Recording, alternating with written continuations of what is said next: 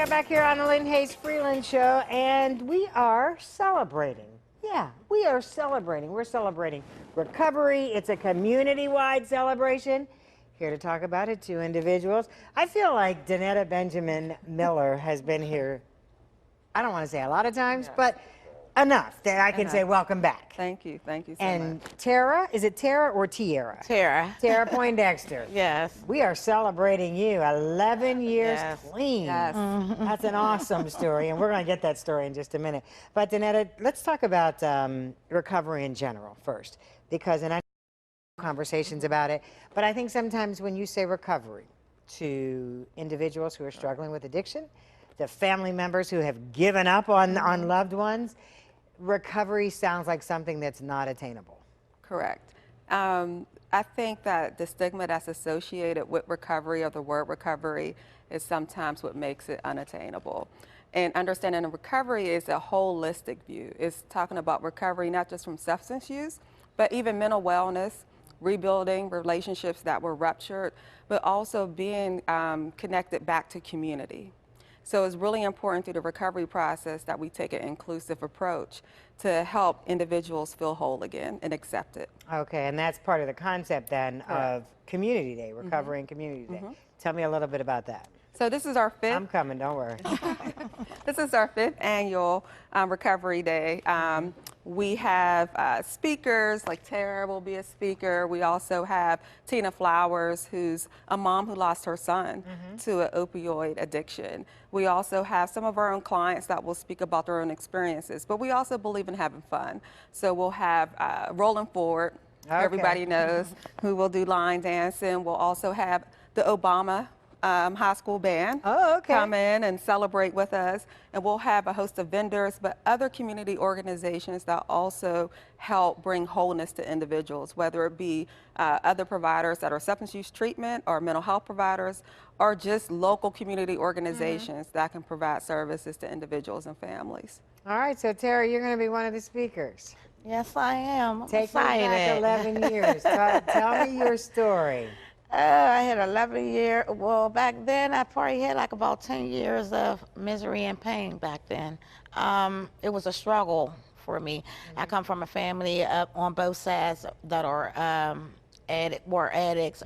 Both parents were deceased. My father died as a result of this addiction. My mother was killed in a car accident due to alcoholism. Throughout the years, I always wanted to get clean. I just didn't know how, or didn't have the determination to get clean. And it was through some struggle and some pain and some a lot of going back and forth to jail, and hurting my kids, not being a mother like I should have been, being there physically, but wasn't being there mentally and emotionally for my children. And I always said I didn't never want to grow up to be like my parents, and I turned out like my parents. And I knew at some point I had to make a decision, but the jails and the institutions wasn't a decision for me, because I still wanted to keep going out there playing in the water, and wasn't really ready to surrender, or not even knowing if I really wanted to quit at that point in time and moment. And it wasn't until I had my daughter scream out, but the only difference is I didn't see my daughter, I seen me. And it was because I always, said, God, why did you let these things happen to me as a kid growing up, being molested, being beaten, being mistreated, being underfed, being clothesless, not really having a roof put over our head, having a shooting gallery, people running in and out of our home and things like that. So I didn't want to continue to do that to my children. And when my daughter screamed out, I didn't see her because I was so angry and so bitter, and I had stuffed that little girl inside, and I wasn't allowing her to come out and play. And I didn't believe in God, because I didn't believe, why would you allow this to happen to me? Sure. So at that point, after my daughter screamed out and I seen a reflection of me, I was that little girl standing on that floor screaming out for my parents and wishing that, my mother could have seen what we was reaching for and what we was yearning for, and we just wanted her and her love. At that point, I knew it was time for me to do something different, and I made that the was a initial call. moment. And yeah, that And was you my turning felt point. your life change at that Yes. point.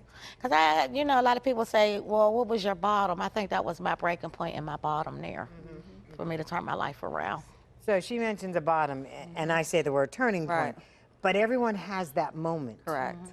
Everybody has a bottom, whether it be your bottom is that you shop too much and your credit score dropped to 500, whether your bottom be that you drink a lot and you wake up with multiple headaches or you're unfit for work. Your bottom could be you got high and somebody had to revive you because you were going through, you were overdosing. The bottom for everybody is different. The bottom finally says, okay, my life has become so unmanageable by my choice of addiction that I need help. But not even just addiction. It could be your bottom is that you recognize that you've been depressed. So it's just saying my life is unmanageable and I need help, Like and you I want to said, change. everybody has a bottom. of Everybody some has a sort. bottom. Yeah. Yeah. So tell me what the road to recovery was like.